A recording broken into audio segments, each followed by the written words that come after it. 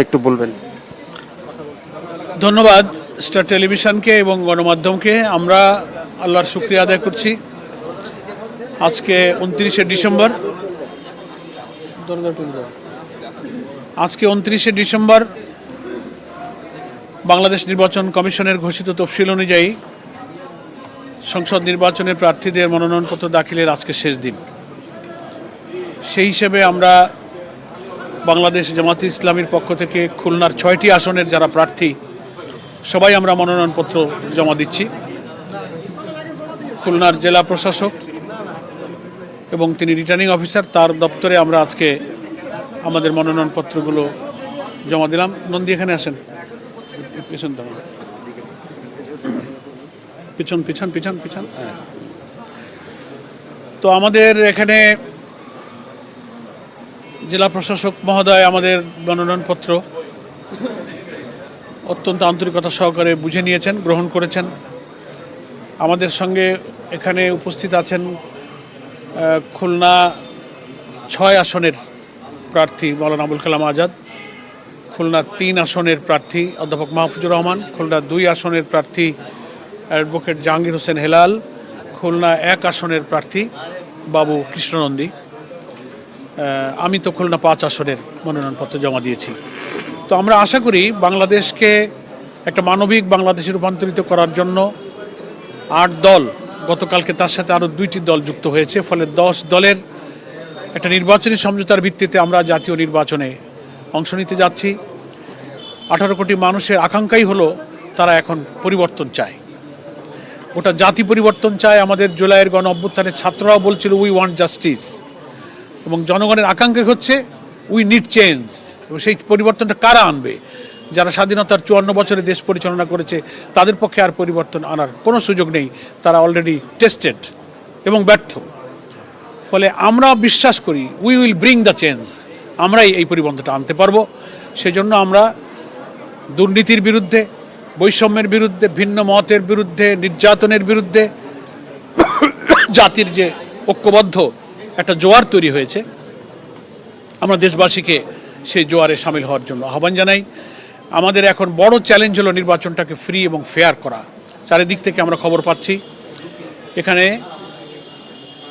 দুর্নীতি বিরোধী, ফ্যাসিবাদ বিরোধী শক্তির এই ঐক্যের কারণে একটা শক্তি খুব বিচলিত। তারা এখন ষড়যন্ত্র করছে এই নির্বাচনটাকে কি করে রিগিং করা যায়, ভোটাধিকার হরণের পূর্বের যে কালো ইতিহাস সেই যুগ আবার কি করে ফিরিয়ে আনা যায়, কালো টাকা, মাসেল, প্রশাসনকে কাজে লাগিয়ে শক্তি প্রয়োগ করার সেই পুরানো ইতিহাস আবার সামনে আনার জন্য হয়তো কেউ চেষ্টা করছে। তবে জাতি সেটা কখনোই মেনে নেবে না। ঐক্যবদ্ধভাবে জাতি এই ভোটাধিকার হরণের আবার প্রচেষ্টাকে লোকেরা শক্তভাবে প্রতিহত করবে ইনশাআল্লাহ। দেশবাসীকে আমরা আহ্বান জানাবো, নির্বাচনের দিন সকাল থেকে হাজার হাজার ভোটাররা যদি ভোট কেন্দ্রে এসে ভোট দিতে পারেন, ভোট ডাকাত এবং যারা কারচুপি এবং ভোট কেন্দ্রে বাধা দানের কাজ যারা করে তাদের বিরুদ্ধে শক্ত প্রতিরোধ গড়ে তুলতে পারে, তো জনগণের প্রতিরোধের সামনে চোর ডাকাতদের এই অপচেষ্টা নিশ্চয়ই ব্যর্থ হবে ইনশাআল্লাহ।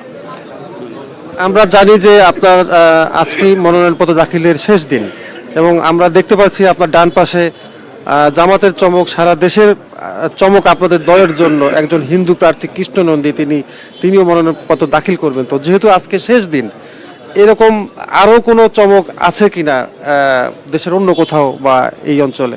এটা মনোনয়নপত্র জমাদান শেষ হলেই বোঝা যাবে। খুলনায় তো চমক আছে একজন, কৃষ্ণনন্দী, তিনি জামাত ইসলামীতে যোগদান করেছেন। একটা মিসপ্রোপাগান্ডা আছে, মিসকনসেপশন আছে যে একজন হিন্দু অন্য ধর্মের লোক কি করে জামাত ইসলামীতে আসলো। আমাদের গঠনতন্ত্রেই ভিন্ন ধর্ম অবলম্বীদেরকে জামাত ইসলামীর রাজনৈতিক, অর্থনৈতিক, সামাজিক কর্মসূচি সমর্থন করলে, একটা ন্যায় ইনসাফের সমাজ প্রতিষ্ঠার আকাঙ্ক্ষা থাকলে তিনি জামাত ইসলামীতে যোগদান করতে পারেন। তার অর্থ এই না যে তাকে ধর্ম পরিবর্তন করতে হবে। তিনি হিন্দুই থাকবেন, তার ধর্ম তিনি পালন করবেন, তার সংস্কৃতি তিনি ধারণ করবেন, কিন্তু রাষ্ট্রের, অর্থনীতির, সমাজের সুশাসনের প্রোগ্রামটা তার পছন্দ হয়েছে বলে এই প্রোগ্রামকে সে সমর্থন করছে। তো জামাত ইসলামী হিন্দু কমিউনিটিকে তারা পার্লামেন্টে রিপ্রেজেন্ট করবে, হিন্দুদের অধিকারের কথা তারা পার্লামেন্টে বলবে। সেজন্য ইসলাম যে সব ধর্মের অধিকারের কথা বলে, এটা শুধু মুখে যে আমরা বলি না, কাজও করি। সেজন্য জামাত ইসলামী সম্মানিত আমির ডক্টর শফিকুর রহমান হিন্দু প্রার্থীকে মনোনয়ন দিয়ে এটাই আমরা প্রমাণ করছি যে that is the beauty of Islam. আমরা যা বলি আমরা কাজও তা করি। তারা সংসদে গিয়ে এই দেশে একটা উল্লেখযোগ্য সংখ্যক হিন্দু এবং অন্য ধর্মের প্রতিনিধিরা আছে, তাদেরও তো অধিকার আছে পার্লামেন্টে তাদের অধিকারের কথা বলার। সেজন্য আমরা তাকে মনোনয়ন দিয়েছি। জোটের কারণে প্রার্থী পরিবর্তনের কোনো সুযোগ আছে? আমরা চারে দেখলাম তো প্রার্থী এখন। কিছু পরিবর্তন প্রত্যাহার পর্যন্ত চলবে। আমরা খুব জোট মানে তো এই যে গতকালকে দুইটা দল ঢুকেছে, এলডিপি এবং এনসিপি, আমরা তাদেরকে স্বাগতম জানিয়েছি। প্রেস ক্লাবে শীর্ষ নেতারা বলেছেন। তো এই যে একেবারেই সময় অল্প থাকলে পরে বোঝাপড়া সমঝোতার আলোচনা অনেকটা অসমাপ্ত থাকে। তো আমরা বলেছি যে যেখানে একটু আনডিসাইডেড সেগুলো জমা হয়ে যাবে until the date of withdrawal, এর মধ্যে একটা নিষ্পত্তি হয়ে যাবে, প্রত্যাহার পর্যন্ত সব কিছু সমাধান হয়ে যাবে ইনশাআল্লাহ। খুলনা 4 আসনে হ্যাঁ আমরা মনোনয়ন জমা দিচ্ছি। আলোচনা সমঝোতা হলে আমরা প্রত্যাহার করব। আমরা আপাতত জমা দিচ্ছি। Thank you.